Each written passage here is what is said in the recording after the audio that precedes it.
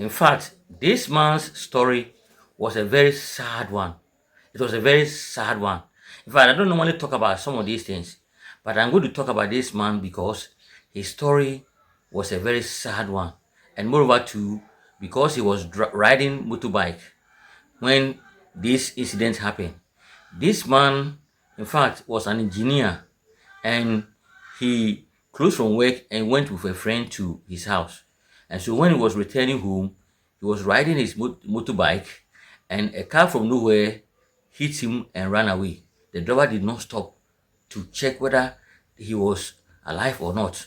And so the onlookers and then the eyewitnesses around, in fact, immediately came around and they called the National Ghana Ambulance Service or National Ambulance Service, and they quickly rushed to the place. Within 3 minutes, they were there, and so they have to rush him to Rdge Hospital.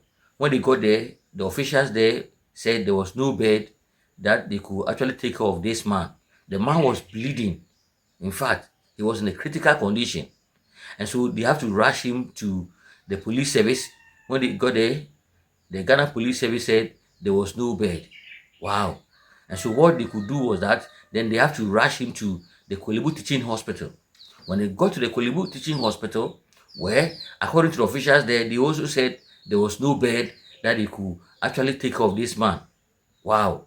And so they should take him to the Rdge Hospital, that is a University of Ghana Hospital.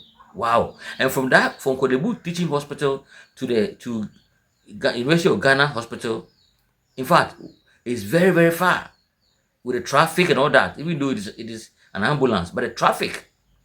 And look at the distance. So they even told the officials that, oh, they should treat the man, they could even remove their stretch from their car so that the man will be taken care of. They said no. There was even no space. Even if they wanted to even bring the stretcher out, they wanted to bring the stretcher out so that the man will be taken care of. They even said that, oh, if there was no space, then they should come and take care of the man in their car, in the ambulance. They said no. They couldn't do that. Wow. And so after a few minutes, the man, in fact, collapsed. And so when he collapsed, a doctor came to check him. A doctor came to check him from the same facility. And the doctor declared him or confirmed that he has passed on. It was a very sad story. Very, very sad story. When I heard this story, in fact, it was a very, very sad story.